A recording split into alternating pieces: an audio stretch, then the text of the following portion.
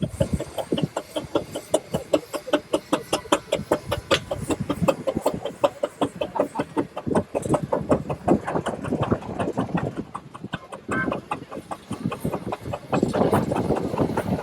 now the steam cars coming in. Can the general public please leave the ring?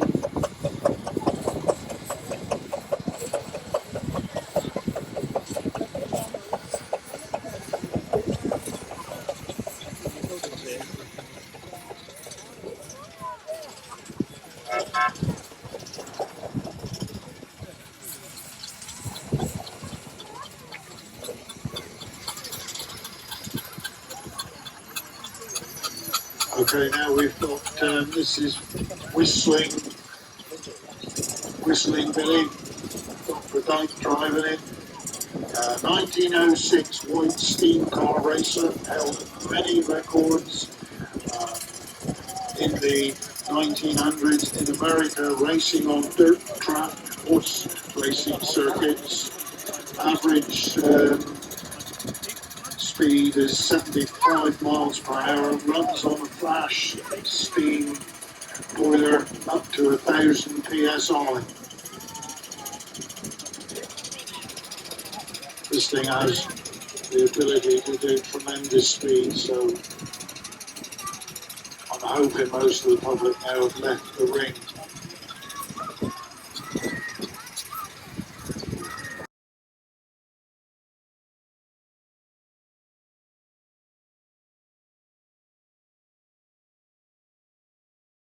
Area until retired in 1954, purchased for preservation by Len Hoskin of Buryan in 1956. In 1960 it was purchased by the Dyke family, who carried out a complete rebuild to the boiler in 2008.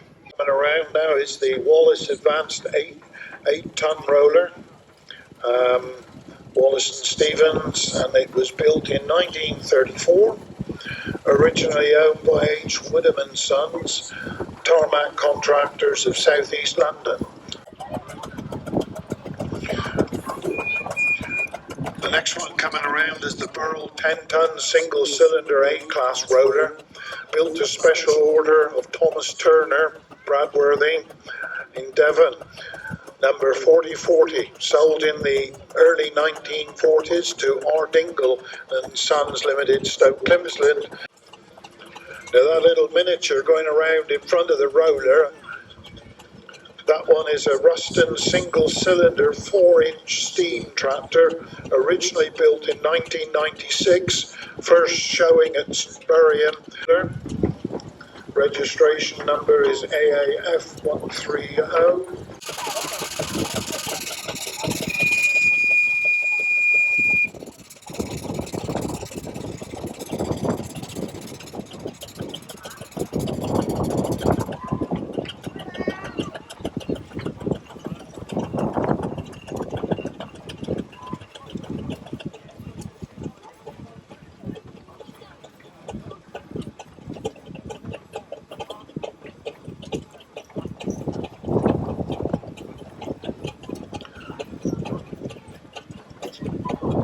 The last one there is the Garrett 4CD tractor. It's 4 horsepower, it's 1929. This was the last 4CD tractor Garrett had built.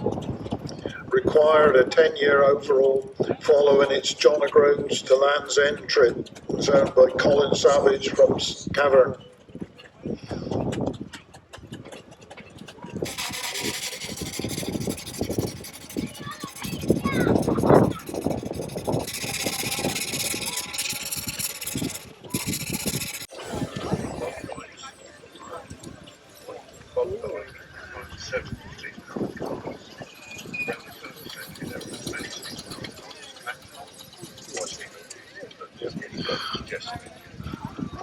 There we go, Bob Dyke is on the go now. Whistling Billy, built 1905, white steam car racer, held many records in the early 1900s in America. Raced on dirt tracks, on horse racing circuits. averaging 75 miles per hour, runs on a flash steam boiler up to 1,000 psi. 1906 white car. Bob Dykes owned several steam-powered cars. Around the turn of the century, there was as many steam cars as petrol. Infernal congestion engine, steamboaters call. The steam people call them infernal congestion engines. Probably Henry Ford's cheap and cheerful Model T done the steam cars in. Oh, right. But a few carried on until the 1930s, Stanley and Douglas. Yep. He reckons, information given to me, Henry Ford's Model T saw the end of the steam car. And a few carried on until 1970, in the 1970s, but yeah, they're quite rare, steam cars. How much? For noise?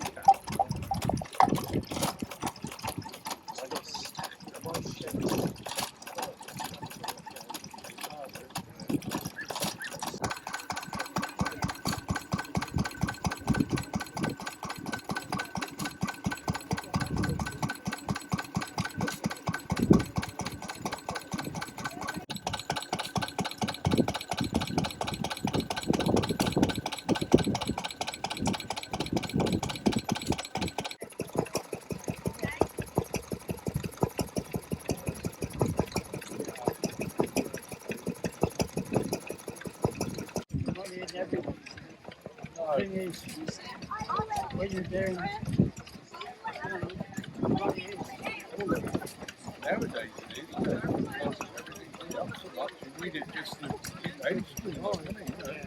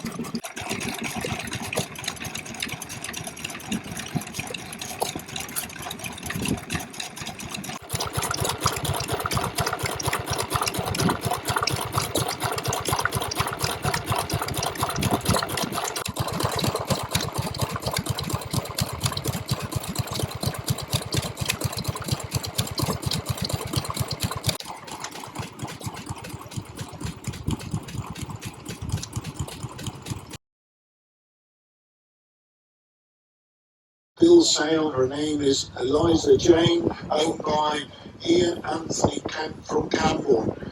Number 12 is in the commercial section, I was told that one. Bear with us. Yeah, number 12 is the Morris Housen pickup, built locally in 2016 and owned by Neil Richard. Lovely example that, isn't it, with a canvas top. Number 11, Volkswagen Jeans Beetle.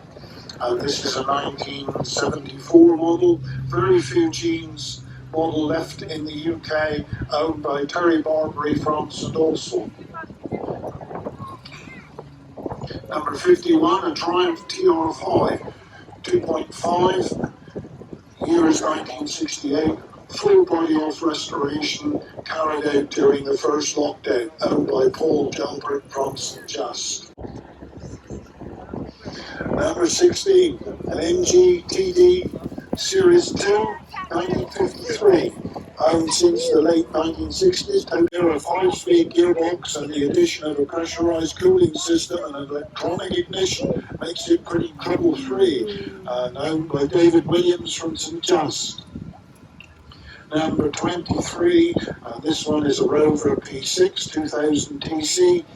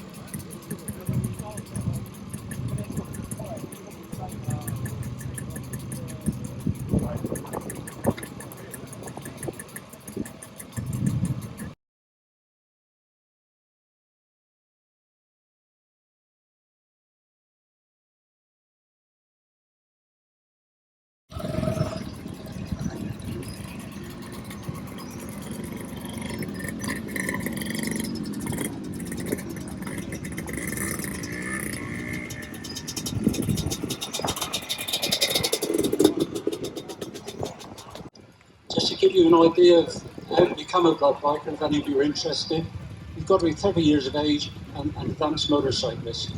So that's one way of getting into blood bikes. The other way is to become a controller or coordinator, and that is cover the whole of the county. Work in the same hour. It's adverse weather. And to the West Cornwall Hospital, in Falmouth, Elston, Campbell Redruth, St Michael's, St Julius Hospice, and Marrow Trees House. That will form part of the western area. And then St Austell, Leakey, Mount Edgecombe Hospice, well, this St Julius in the west, Mount Edgecombe Hospice at St Austell, and the Penrice Birthing Unit, and the hospitals in Bodmin. Huge moped 49cc, year is 1973 and is owned by Anthony May.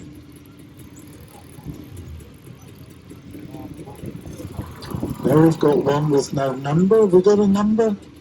No number? I'm lost this time. It's a Yamaha. I can see the name.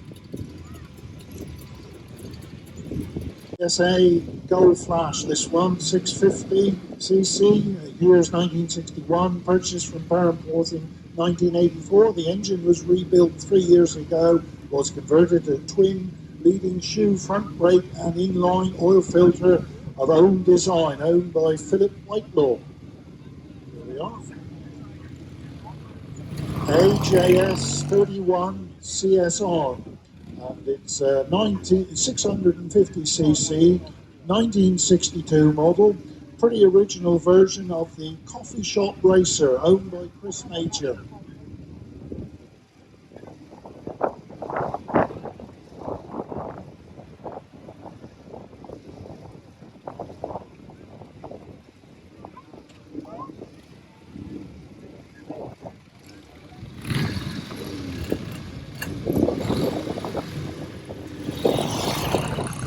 Secretary, Dougie Eustace, BSA C15 250cc, bought 4 years ago from a gentleman in St Marion, where it had spent all its life, giving it new rings, wire and loom, tend to make my mind up whether to restore or wipe away the history or leave it as it is, owned by Dougie Eustace. There we are. Thank you, Dougie. Number 17, a Norton Domon Racer 500cc. Number 79, year is 1959. Ivy Norton, built by owner's grandfather in 1971 for speed hill climbing, written by the owner's father and owned by Adrian Ivy.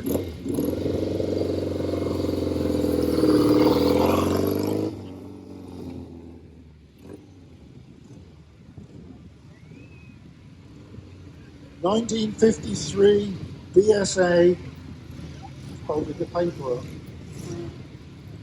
Yeah, 1953 BSA Golden Flash, been in the family 8 years, used as daily commute to work all year round. Number 19, BSA C11 250cc, years 1952, owned for 70 years and bought for £19, 10 shillings on HP at £1 a month, owned by Keith Chesham. And the 750cc, this year is 1972, bought as a complete basket case, initially restored by the late Roy Ivy and owned by Peter Pearson. Thank you, sir. Number 23, a Norton 16H 49cc, and this one is year 1938, believed to be one of the last civilian models pre-World War II and owned by Peter Pearson.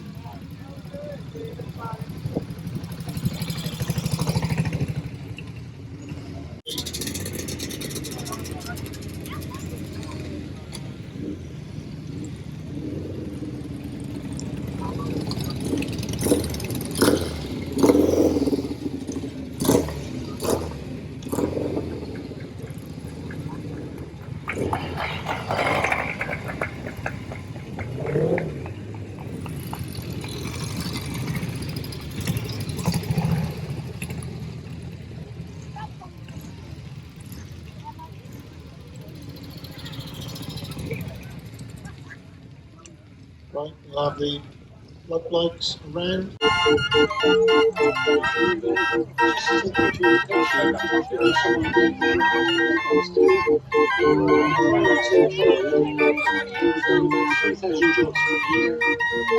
Traveling over 90,000 miles. In the 2 years of COVID, we did 6,500 jobs. 3064. The other group is donated by Onagada, which is a group from Newquay, singing group, very much like the Fisherman's Friends, lovely bunch of guys.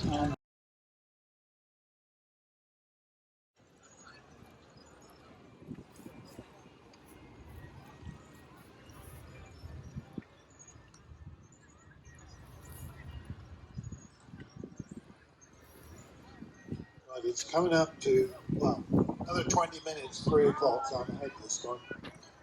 At the Penwith Landscape Marquee, there's going to be another walk around the rally field, looking at the hedges and the gates and the history and the geology and the wildlife. So if you want to do a guided tour, go to the Penwith landscape marquee here just to my right. There's 3 family art in the work at West Penwith here, ending up at the King's Arms at Paul. The dog show is still in full flight down there by the look of it. There's plenty of dogs down there. So that's on. I assume that we've got some thrashing and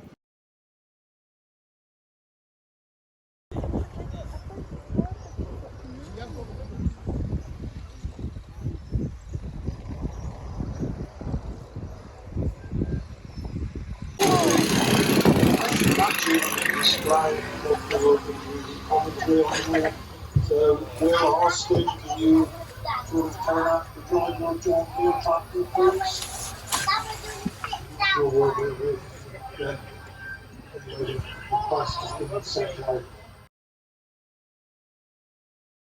Actually had a factory that was in Antwerp in Belgium, which was making motor cars, but since 1922 soon caught on. There was a driving with their wagons to go by. So this became very, very a positive innovation, and the late 1970s, the small companies that developed from basic steam units did very, very well indeed. More power out of smaller tractors as well, and by the mid to late 1980s, they were putting 6-cylinder engines, such as the Silver Jubilee there, into smaller tractors. The cabs continued to develop the comfort of the cabs, operator protection. You can see, so they decided that they would mark the event by having a tractor that they would paint in the special silver Jubilee colours for their 25th anniversary. Unfortunately, at the time, it was a disaster. The tractors were stacked, every single edition are all operated by a flick of an electrical switch rather than a lever, and that increased operator comfort, made for a lot longer working hours,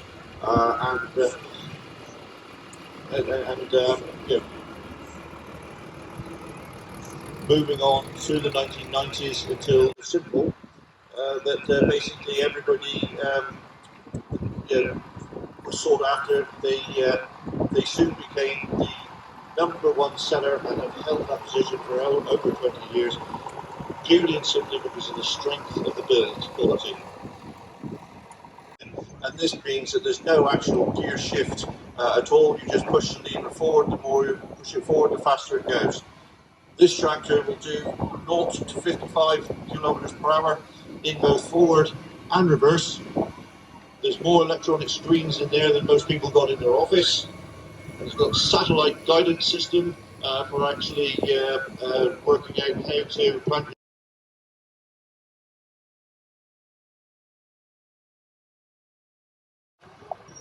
The other thing that I did forget to mention for the post-2000s, both of the last two there are all suspended, now have suspension as well, which we never ever did.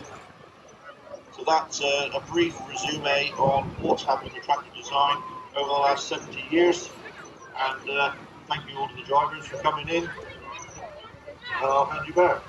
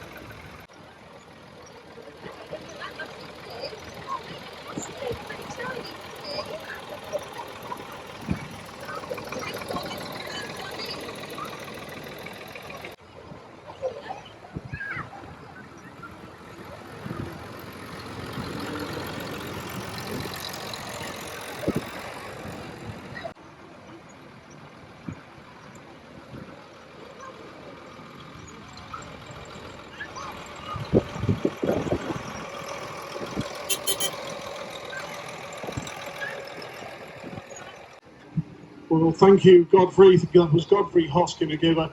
really tremendous talk on tractors, and I've learnt an awful lot. I don't know about everyone else, things I didn't even think about. So in a few minutes now we'll have the commercials, that's in 20 minutes time, but we'll just see the last of these tractors over the years moving out of the ring now, and thank you very much to Godfrey for giving that tremendous talk.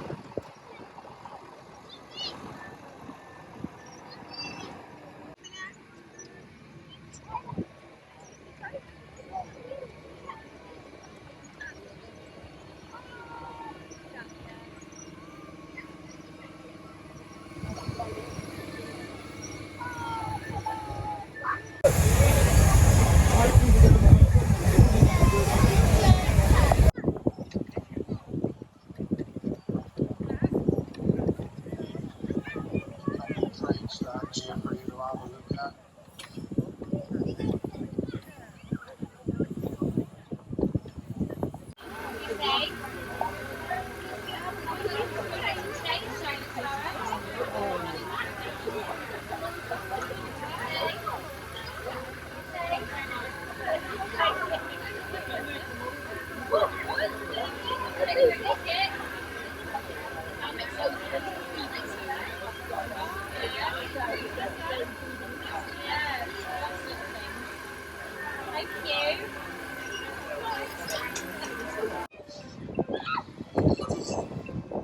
Now we've got a Bristol. This is a 1972 Bristol LH, new to Western National, built to a narrow 6 width for tours and export cargo, one of only 10 built, later downgraded for a local bus use, passed to Wills of Bodmin in 1986 and into preservation in 1999, restored to original condition over a 5-year period, owned by Steve Cox, 4 lanes and part of the Cornwall Bus Preservation Group. This one now, this is a 1970 Bedford IRQ, new to Salonia Coaches Whitchurch, exhibited at the 1970 Commercial Motor Show, passed to Williams of Llanfair, North Wales in 2000, purchased by current owner in 2013, and restored to represent Grenville Motors vehicle, believed to be the oldest surviving Bedford YRQ, and the only one with a Willowbrook bus body, owned by Steve Cox, 4 lanes, and part of the Cornwall Bus Preservation Group. Now we've got a 1994 Dennis Dart, the first of many Dennis Darts purchased by Western National. Initially worked in Plymouth, but ended its service life in Cornwall, purchased by Terry Partridge and restored to original livery, purchased by the Cornwall Bus Preservation Society in 2012. Now we've got a 1972 Bristol LHS. Here was a batch of 6 vehicles specially built for the narrow roads in Mosul, passed to Somerset area in 1983. Later worked in the North East, preserved, restored to original livery, owned by Steve Cox and Pearl Crate, part of the Cornwall Bus Preservation Group.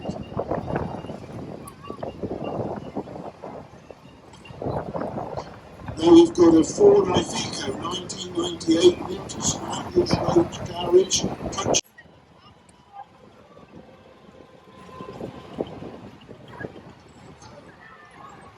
Now we've got a 1955 Scammell Explorer XRENE, powered by an original Scammell Meadows 10.5 metre stroke 6 petrol. Only about 100 survived and owned by John Murray.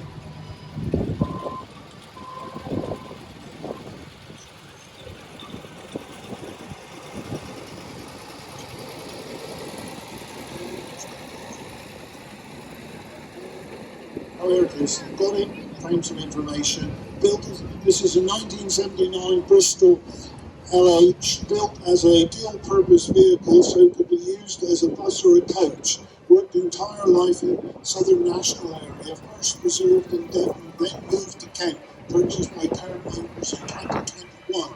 owned by the 3121 Group, part of the Cornwall Bus Preservation Group.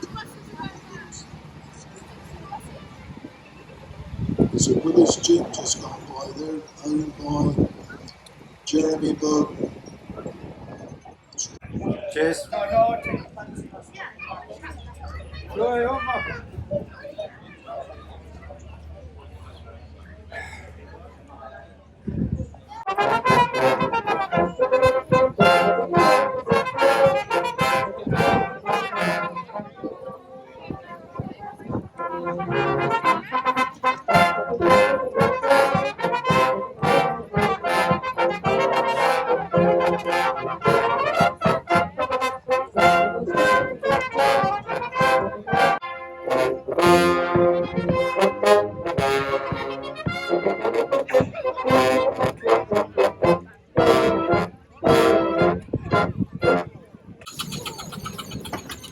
Dr. Bob Doug has owned several of these steam-powered cars. And around the turn of the century, there was more steam-powered cars than petrol. The biggest pitfall to it was apparently Ford Model T. You can see, that was the feature. Cornish pasty.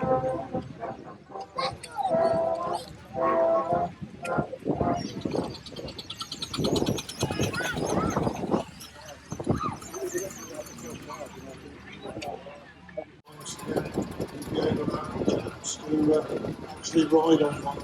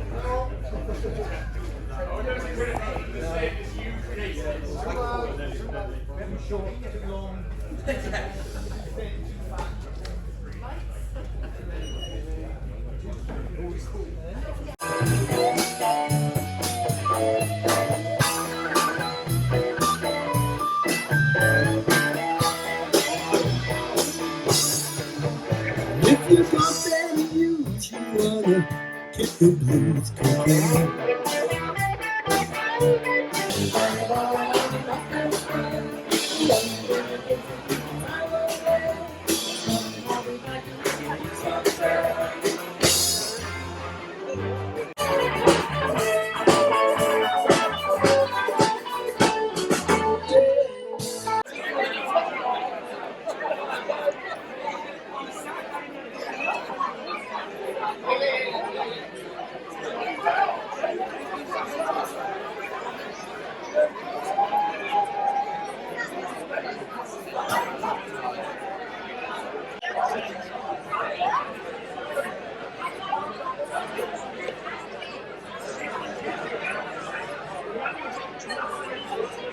Everybody's